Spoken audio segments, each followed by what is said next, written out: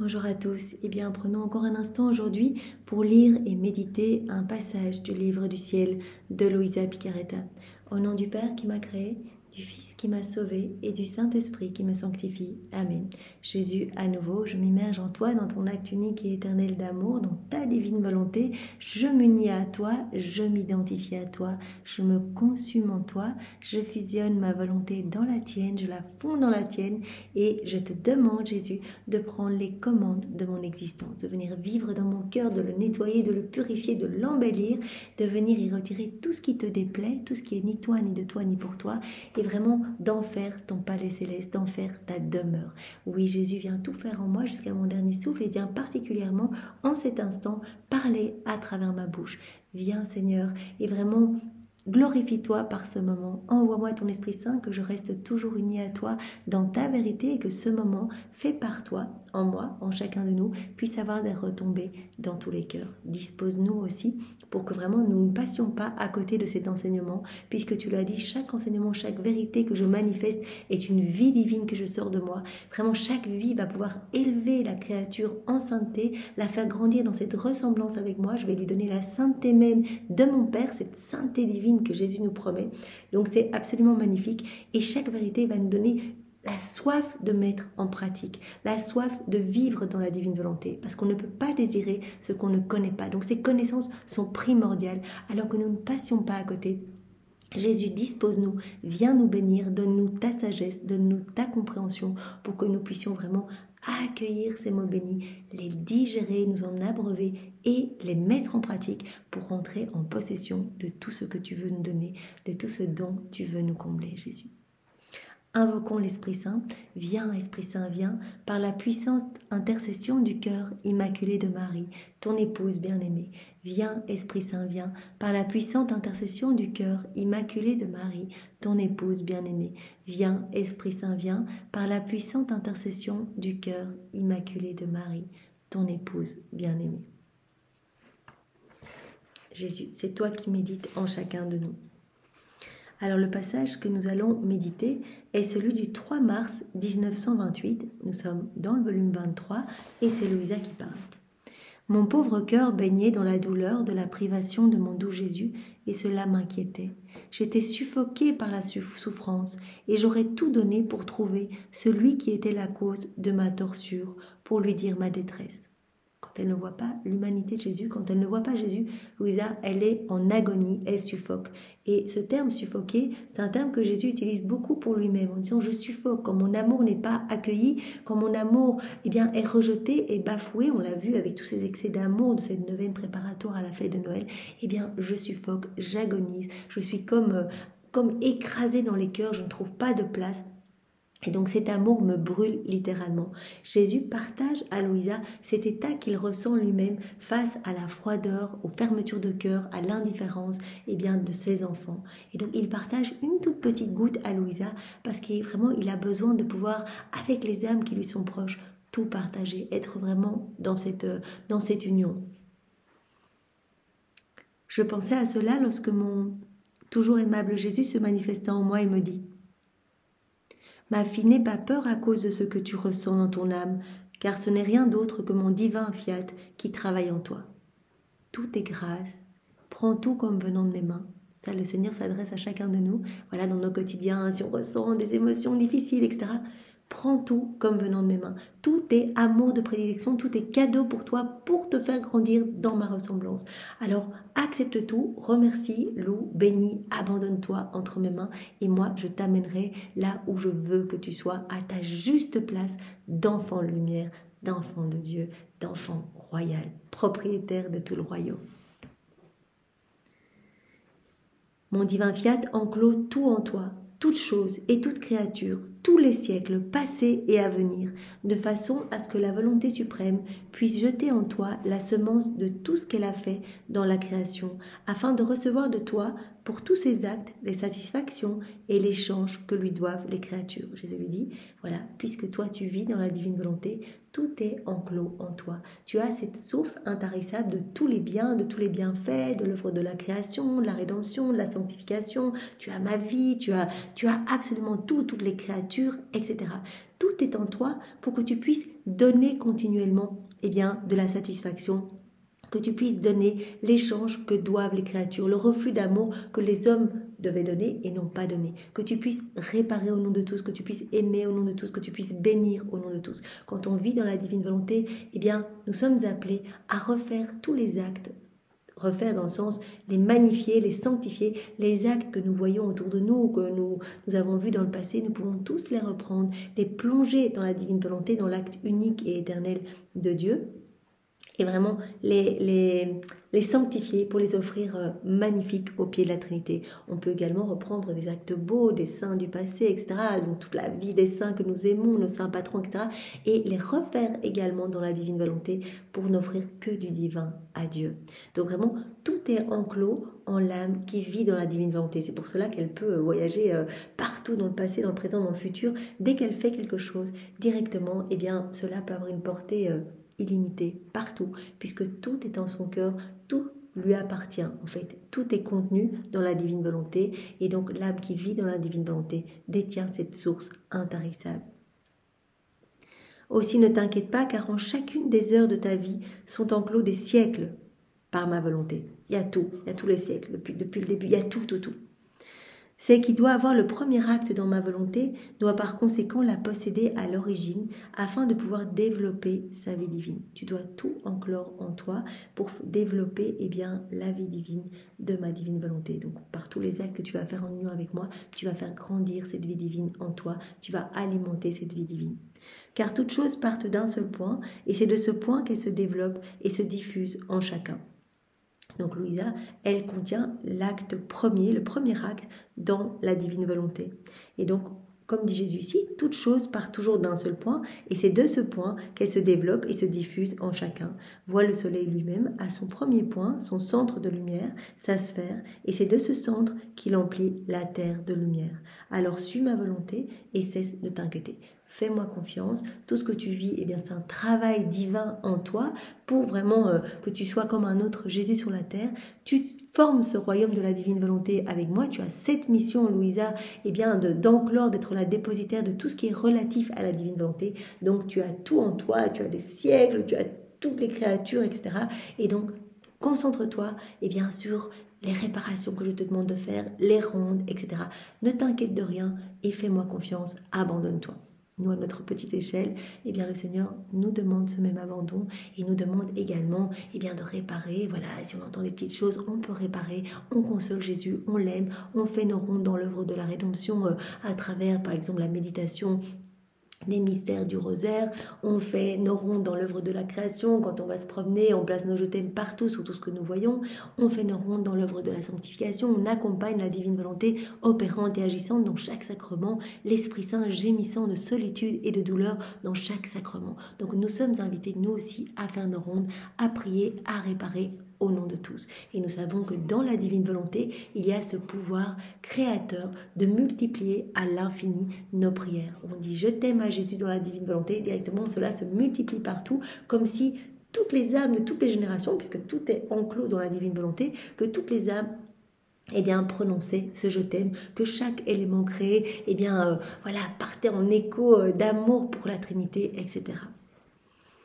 Donc cesse de t'inquiéter et fais-moi confiance, abandonne-toi, suis ma volonté. Comme Jésus le dit souvent, continue ton envol dans la divine volonté, que ton âme s'envole, se détache des choses du monde, des petites considérations purement humaines et vienne se greffer dans le soleil de ma divine volonté. Continue à garder les yeux fixés sur moi et c'est à ce moment-là que toute ta vie va pouvoir devenir divine, que tu vas pouvoir vraiment me faire plaisir, devenir une source de réjouissance et d'amour pour moi. Je continuais donc ma ronde dans la divine volonté et arrivai en Éden pour m'unir à Adam avant le péché, alors qu'il possédait l'unité avec le Créateur, afin de recommencer mes actes avec lui et de le remplacer dans cette unité. Lorsqu'il l'a perdu en tombant dans le péché, je me disais. Donc, Jésus lui a dit, continue, fais tes rondes. Et donc, elle est en train de faire une ronde où elle va se placer en Éden avec Adam dans son état d'innocence, quand il était vraiment pleinement dans cette réciprocité d'amour. Et vraiment, elle se dit, pourquoi mon bien-aimé Jésus n'a-t-il pas manifesté à quelqu'un l'état sublime, les merveilles qui s'échangeaient entre Adam innocent et son Créateur? Jésus parle tout le temps de cette vraiment de cet échange somptueux, de cette harmonie entre le ciel et la terre. Vraiment, Adam, dans son état d'innocence, qui recevait à profusion mais des torrents de bonté, de sainteté, de puissance, de grâce, il recevait continuellement ce que son âme ne pouvait enclore, puisque son âme, voilà, étant limitée, et tous ses cadeaux étant illimités, eh bien, il prenait ce qu'il pouvait, et tout ce qui débordait repartait en amour, en louange, en adoration pour la Trinité, qui redoublait encore de cadeaux. Donc il était continuellement, eh bien, immergé dans ces grâces, dans cet amour, dans toutes les qualités divines, etc.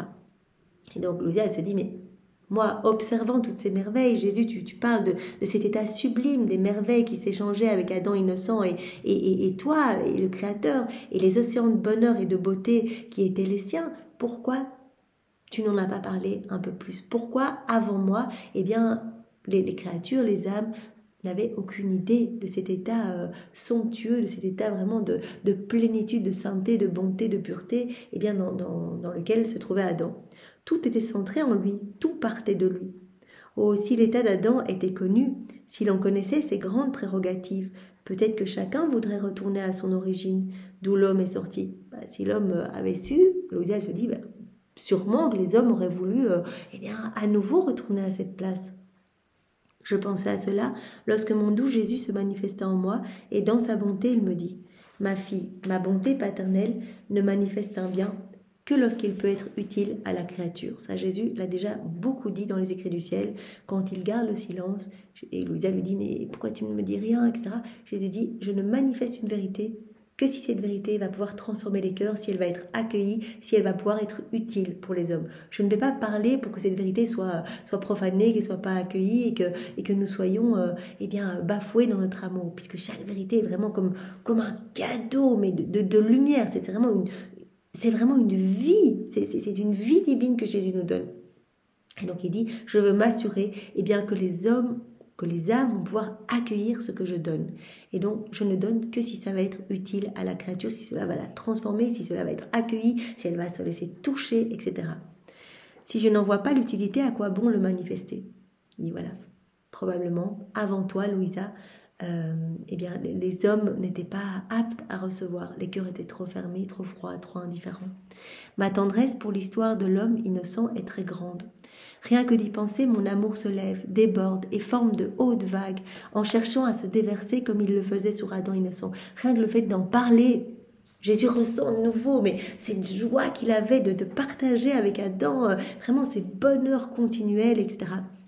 Ces hautes vagues en cherchant à se déverser comme son amour le faisait sur Adam. Et ne trouvant personne sur qui se répandre parce qu'il ne trouve pas un autre Adam pour le recevoir, un Adam capable de me rendre ces manifestations d'amour parce que mon divin fiat était en lui qui maintenait cette correspondance réciproque de vie entre l'infini et le fini. Mon amour souffre et mes propres vagues d'amour me reviennent sans trouver quelqu'un sur qui se déverser et je demeure suffoquée par mon propre amour. Donc vraiment cet état de suffoquement, c'est quand il n'y a pas ce retour d'amour. Donc vraiment, voilà, Louisa est la première, et Jésus en a déjà parlé beaucoup, et je pense encore à un passage que j'ai lu hier dans le volume 14, où la Trinité a cherché pendant des siècles l'âme qui allait être vraiment eh bien, la plus apte en fait à accueillir toutes ces vérités, celle qui allait être la dépositaire. Et Louisa est la première à qui Jésus manifeste toutes ces vérités. Marie était totalement dans la divine volonté, mais Marie est un maillon unique, son cœur complètement uni à celui de Jésus. Donc Louisa est la première nouvelle-née de la divine volonté, comme si elle prenait la place d'Adam, comme si c'était elle qui était sortie directement des mains du Créateur. Donc avant Louisa, voilà, la Trinité a dû chercher, n'a trouvé personne et donc n'a pas manifesté ses vérités. Parce que l'homme, ne détenant pas la divine volonté, ne détenant pas le divin fiat, n'aurait pas pu accueillir tout cet amour, tout ce déversement d'amour, toutes ces vies divines. Et donc, il n'y aurait pas eu ce retour d'amour. Et donc Jésus dit, je suffoque. Quand il n'y a pas ce retour d'amour, la Trinité, on souffre quand il y a cette froideur et que les hommes, eh bien, reçoivent, mais que cela ne tourne à rien.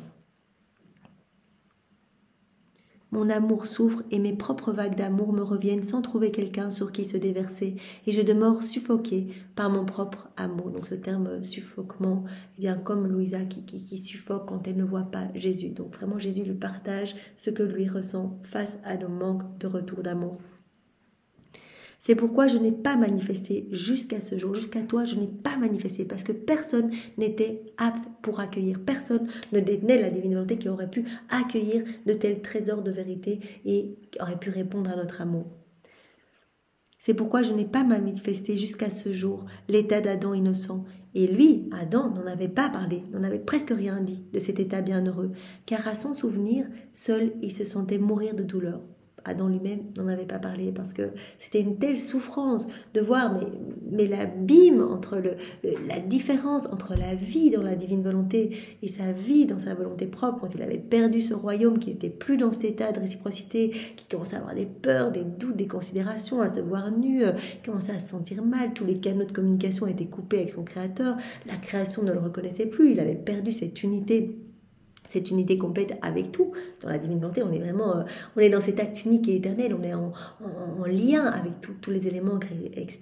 Et donc, ayant perdu tout cela, il avait trop de douleur. Le souvenir même de cela, eh bien, le faisait souffrir. Son souvenir seul le faisait mourir de douleur. Et moi, nous dit Jésus, je me sentais étouffée par mon amour. À présent, ma fille, voulant restaurer le royaume de ma divine volonté, je vois l'utilité de manifester l'état d'Adam innocent. Maintenant, c'est le moment, puisque nous formons ce royaume ensemble. Je suis venue sur la terre.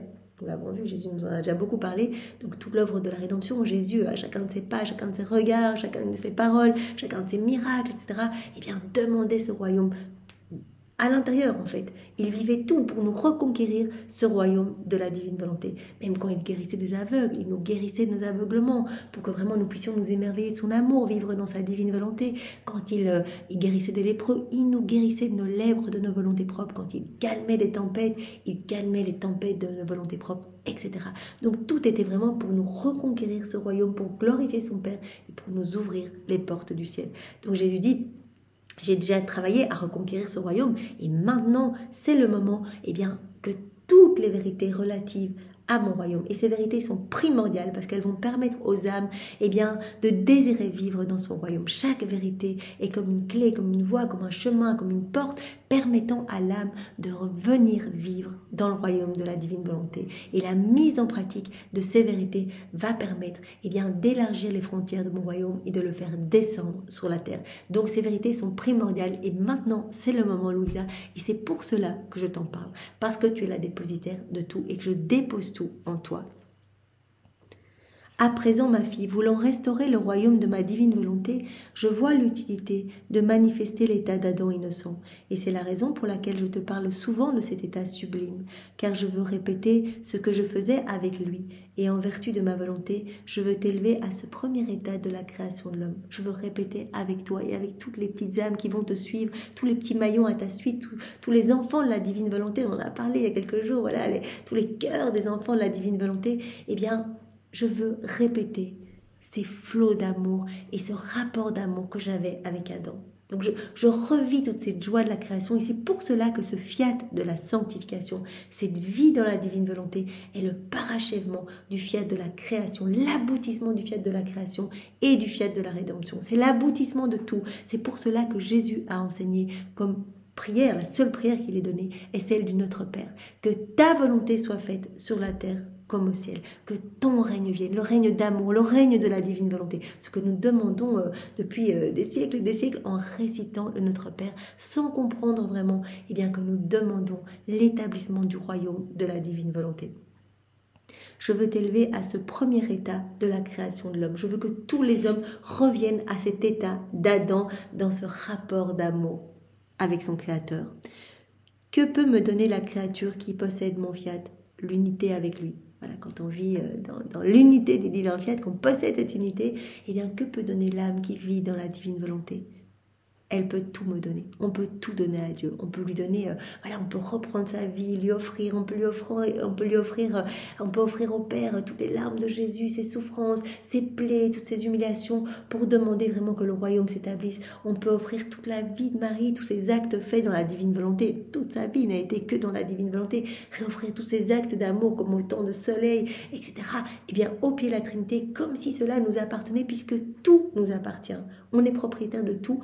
tout est contenu dans cette source intarissable. On peut prendre et on peut offrir. On peut offrir toute la création, la beauté de la création, voilà, les rayons du soleil, placer nos jetons dessus, les réoffrir, vraiment la fraîcheur du vent, la puissance de la mer, on peut tout réoffrir. Et quand nous faisons ces rondes en plus, Jésus nous comble bien, de toutes ces qualités divines qui sont cachées. Il y a des petits cadeaux cachés dans toute la création. Donc vraiment, en offrant tout, nous recevons encore. Et dans la divine volonté, il y a tous les attributs divins de Jésus. Donc on peut prendre sa patience, sa paix, aller la placer dans les cœurs, son pardon au bon larron, à ses ennemis, placer dans les cœurs des âmes qui n'arrivent pas à pardonner. Tout nous appartient et on peut tout prendre, tout donner, tout distribuer dans les cœurs, tout redonner au Père pour vraiment obtenir, Jésus dit en fait, l'âme qui vit dans la divine volonté, elle devient triomphante en fait, elle nous conquiert complètement puisqu'elle nous offre que du divin et donc elle peut nous demander ce qu'elle veut. Nous entendons à travers ses supplications, à travers ses prières, nos propres prières. Voilà. C'est la raison pour laquelle je te parle souvent de cet état sublime, car je veux répéter ce que je faisais avec Adam. En vertu de ma volonté, je veux t'élever à ce premier état de la création de l'homme. Que peut me donner la créature qui possède mon fiat, l'unité avec lui? Elle peut tout me donner, et je peux tout lui donner. Alors étant capable de donner ce que je manifeste, mon amour n'étouffe pas sous les vagues, mais les répand à l'extérieur de moi. Et en les voyant reproduites dans la créature, mon amour s'en réjouit et se sent poussé à révéler ce que la créature ne connaît pas encore. Voilà, Jésus donne. Chaque vérité, il nous donne quelque chose, tout. En fait, il nous donne tout. Quand on ouvre un peu notre cœur, qu'on vit dans la divine volonté, Jésus dit, vous pouvez tout me donner et moi, je vais tout vous donner. Donc, je vais vous remplir à ras-bord. Vous allez voir votre vie se transformer au fil des jours. Au plus vous allez faire des actes, au plus vous allez avoir de la lumière dans votre cœur, au plus, ma divine volonté sera pleinement souveraine en vous. Et donc, vous allez vraiment voir des choses que vous essayez de combattre depuis des années, des mauvais comportements, etc., disparaître petit à petit. Vous allez petit à petit être détaché des choses du monde, attaché uniquement à moi. Donc, je vais tout vous donner, je vais vous combler de tout et vraiment, je vais vous donner la vie des bienheureux ici-bas sur la terre. C'est magnifique. En les voyant reproduites, toutes ces beautés, tous ces biens, en les voyant reproduites dans la créature, mon amour s'en réjouit et se sent poussé à révéler ce que la créature ne connaît pas encore, pour son utilité et pour son bien. Si tu savais combien j'aime donner, combien mon amour se réjouit lorsque je vois la créature disposée à recevoir mes biens. Vraiment, s'il est venu nous reconquérir sur le royaume, c'est pour qu'on soit heureux et c'est pour pouvoir nous donner en fait. C'est dans sa nature de donner, tout le temps donner. Il souffre de ne pas pouvoir donner. Et c'est pour cela qu'il veut qu'on vive à nouveau dans la divine volonté pour qu'on puisse à nouveau tout recevoir, être bien, être heureux, être vraiment dans cette joie profonde et parfaite. Combien mon amour se réjouit lorsque je vois la créature disposée à recevoir mes biens. Tu serais plus attentive à me laisser manifester mon amour contenu. Après quoi il se tut, et je me sentais submergée dans la divine volonté. C'est merveille, ce que l'âme peut faire en possédant sa volonté. Tout cela me captivait et je me sentais toute petite, plongée dans la mer de lumière du fiat. Et en nageant dans cette mer, je soulevais des vagues de lumière teintées de nuances de beauté variées qui allaient se déverser dans le sein de mon Créateur. Donc c'est vraiment toujours l'image trop belle. Louisa, elle se voit vraiment dans cette mer. C'est pour cela qu'on utilise toujours cette image dans notre prière préalable. On se plonge dans cette grande mer de lumière comprenant absolument tout. Il y a tout. La puissance, la sagesse de Dieu, son immensité, sa beauté, sa pureté, ses œuvres, ses qualités divines, ses mérites. Il y a tout, ses souffrances, etc. Et vraiment, on se plonge dedans et en nous unissant avec Jésus, en faisant des actes en union avec lui, des petits actes du quotidien. Je mange dans ta divine volonté, viens divine volonté, regarder à travers mes yeux, viens divine volonté, parler à travers ma bouche, viens divine volonté, écouter à travers mes oreilles, etc. En faisant des actes, c'est comme si on crée des vagues de lumière. Ce n'est pas notre lumière, c'est parce qu'on est immergé dans la divine volonté qu'on va rendre Dieu à Dieu. Et donc, dans cette mer de lumière qui appartient à Dieu, on se plonge et on met en mouvement. C'est comme si, en faisant ces actes, on offre de la lumière à Dieu en fait. Il y a de la lumière, comme dit ici, des vagues teintées de nuances, de beauté, de sainteté, etc., qui viennent se déverser au pied de la Trinité, qui viennent se déverser dans le sein de la Trinité. Donc ça, c'est absolument magnifique. Et la céleste bonté paternelle, se voyant entourée par les vagues de sa petite enfant, envoyait ces vagues vers moi. Donc elle voyait ça, elle voyait, voilà, elle faisait des petits actes et donc cela amenait de la joie parce que chaque acte contient absolument tout. Il y a même les saints qui viennent dans nos actes faits dans la divine volonté, vraiment tout. Tout est compris dans les actes. Donc vraiment, ces actes ne sont plus humains, mais deviennent divins et créent vraiment des vagues de lumière, d'amour, de louange, de bénédiction qui viennent dans le sein de la Trinité, qui, se voyant heureuse de voir ces cadeaux d'amour, eh bien, redouble encore voilà, d'amour pour l'âme qui a agi dans la divine volonté. Ô suprême volonté, que vous êtes admirable, aimable et désirable, plus que la vie elle-même. Vous m'aimez tant que vous me faites rivaliser avec mon Créateur. Donc vraiment, Jésus parle souvent de cet état de rivalité. Voilà, il utilise ce terme un peu pour nous faire comprendre que on va donner du beau, on va donner du divin, on va donner des choses magnifiques puisqu'on donne Dieu à Dieu. Et Dieu nous donne de lui à profusion. Donc vraiment, on rivalise avec son amour, on lui offre son amour comme s'il nous appartenait. On reprend, voilà, tous les moments, tous les actes d'amour que Jésus a placés partout dans l'œuvre de la création. On reprend cela et on l'offre comme si cela nous appartenait. Et la Trinité, eh bien, nous comble d'amour à n'en plus finir. Donc on rivalise d'amour avec notre Créateur. Vous me faites rivaliser avec mon Créateur. Vous m'aimez tant, voulant me faire l'égal de celui qui m'a créé. Eh bien oui, dans la divine volonté, on devient comme d'autres Jésus, on devient comme des miroirs de la Trinité, des échos de la Trinité. Mais alors que mon esprit se perdait dans le fiat, mon doux Jésus ajouta : Ma fille, celui qui possède l'unité de ma volonté est maître d'agir et de faire autant de bien qu'il veut, car il a en lui la source du bien. On peut faire tout ce qu'on veut. Et Jésus ajoutait même dans un autre passage, voilà en fait un signe que l'âme vit dans la divine volonté, c'est qu'elle ne ressent plus le besoin pour elle, voilà, de demander des choses pour elle. Elle sent le besoin de donner. Et pourquoi ? Parce qu'elle détient la source de tous les biens. Et donc, détenant tout, en fait, elle sent déjà cette plénitude dans son âme. De plus en plus, au plus on va faire des actes, au plus on va se sentir comblé, qu'on manque de rien, puisque tout nous appartient. On ne va pas aller mendier une petite grâce alors qu'on a tout. On a absolument tout dans cette source. Et donc, on va ressentir le besoin de donner, de réparer, de louer au nom de tous, vraiment de déverser toute cette splendeur, cette beauté dans le cœur de tous nos frères et sœurs du passé, du présent et du futur. Voilà, l'âme qui possède l'unité de ma divine volonté est maître d'agir et de faire autant de bien qu'il veut, car il a en lui la source de tous les bienfaits. Il a à sa disposition et sent en lui la touche continuelle de son Créateur, les vagues de son amour paternel. Il se sentirait trop ingrat s'il ne formait pas lui-même ces vagues. Il sent qu'il a tout. Et c'est inévitable. L'âme qui vit dans la divine volonté a besoin de rendre. Voilà, a besoin d'être dans ce retour d'amour. D'autant plus qu'il sent couler en son âme, dans sa petite mer, la mer immense de celui qui l'a créé. Par contre, la personne quiconque n'a pas cette unité ne possède pas non plus cette source. L'âme qui ne vit pas dans la divine volonté ne possède pas cette source. Et donc, elle va aller demander voilà, des petites grâces, voilà, jour après jour, acte après acte. Si elle veut faire quelque chose de bien, s'il te plaît, aide-moi dans ça, etc. L'âme qui ne possède pas non plus l'unité de la divine volonté, qui ne possède pas cette source, a par conséquent besoin, s'il veut faire le bien, de la divine libéralité pour chaque acte bon qu'il veut accomplir. C'est presque acte par acte qu'il doit demander la grâce de pouvoir accomplir le bien. Si on ne possède pas cette source, eh bien on va devoir demander de l'aide, en fait, aller prier, supplier pour recevoir grâce. Et Jésus dit, c'est presque acte par acte que l'âme va devoir supplier pour pouvoir essayer d'accomplir le bien.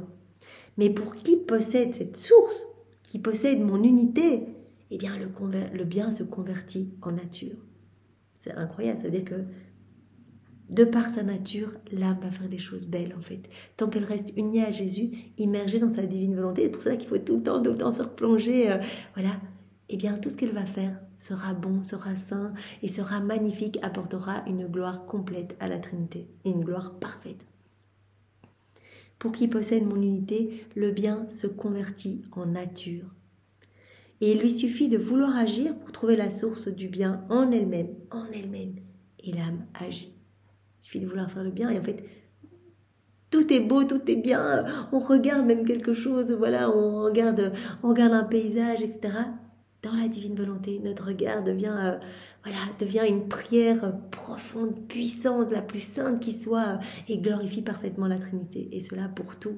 Je marche, je respire, voilà, je mange, je nettoie, je vais conduire ma voiture, etc. Tout peut être, même, comme Jésus le disait, je pense que c'était dans le volume 34, même les besoins naturels, voilà, les petites choses naturelles, eh bien, deviennent des actes magnifiques, des actes saints, s'ils sont accomplis dans la divine volonté, si vraiment l'âme s'est unie à fond du sa volonté dans la mienne, nous dit Jésus. Merci Seigneur.